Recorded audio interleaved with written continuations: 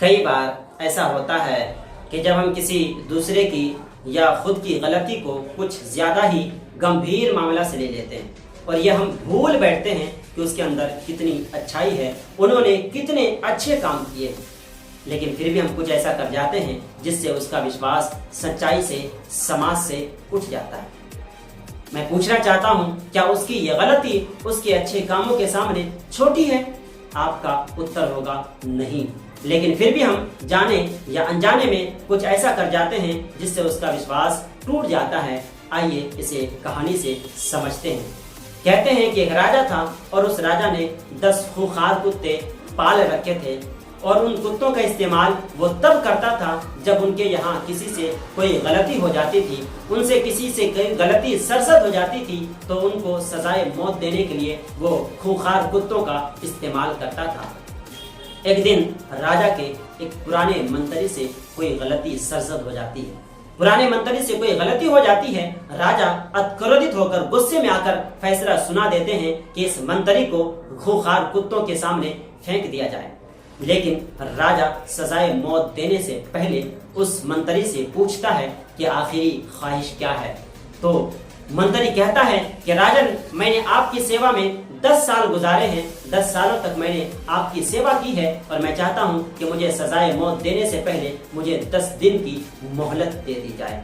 राजा मान जाता है। 10 दिन की मोहलत मिल जाती है। 10 दिनों के बाद राजा के सैनिक उसे पकड़कर लाते हैं। राजा का इशारा पाते ही वो सैनिक खूंखार कुत्तों के सामने फेंक देता है।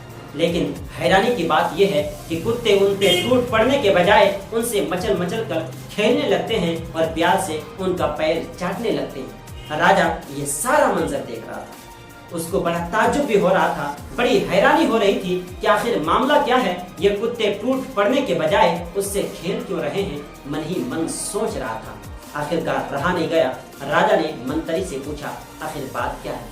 ये कुत्ते तुम पे टूट पड़ने के बजाय तुमसे खेल क्यों रहे हैं? तो मंत्री ने कहा कि राजन, मैंने आपसे जो 10 दिन की मोहलत मांगी थी, मैंने उन 10 दिनों को इन बेजुबानों की सेवा में लगा दी। मैंने इन बेजुबानों की सेवा में लगा दी। मैं रोजाना इनको नहलाता, खाना खिलाता और हर तरह से इनका ध्यान रखता था। मेरे ये बेजुबान होने के बावजूद भी मेरी 10 दिनों की सेवा को भुला नहीं पाए। लेकिन मुझे अफसोस है कि मैंने आपकी 10 सालों तक सेवा की है, 10 साल से आपकी सेवा की है, लेकिन आप मुझे मेरी छोटी सी गलती पर मुझे इतनी बड़ी सजा सुना दी है। राजा को एहसास हो चुका था उनकी अपनी गलती का। राजा ने फौरन हुक्म दिया कि आजाद किया जाए और आइंदा ऐसी गलती ना करने की सौगंध दी।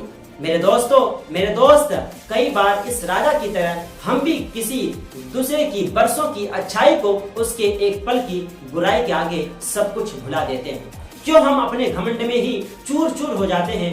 क्यों हम रिश्ते को एक मौका नहीं देते? क्यों हम रिश्ता जोड़ने के बजाय तोड़ जाते हैं? क्यों हम लोगों के अंदर उसकी बुराई को निकालने के बजाय लोगों से नफरत करने लगते हैं?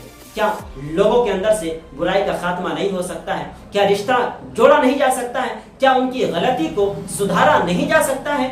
जा सकता है, सब कुछ मुमकिन है। मेरे दोस्त, इस कहानी से हमें क्षमाशील होना सिखाती है। ये कहानी हमें क्षमाशील होना सिखाती है।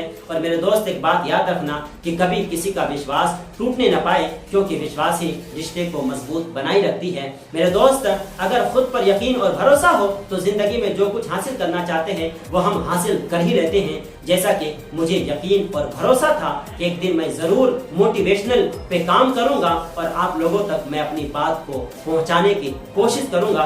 ठीक मैंने वैसा ही कर लिया और आप लोगों की दुआ रही तो इंशाअल्लाह आगे जरूर आप लोगों की खिदमत करता रहूंगा, लोगों को मोटिवेट करता रहूंगा।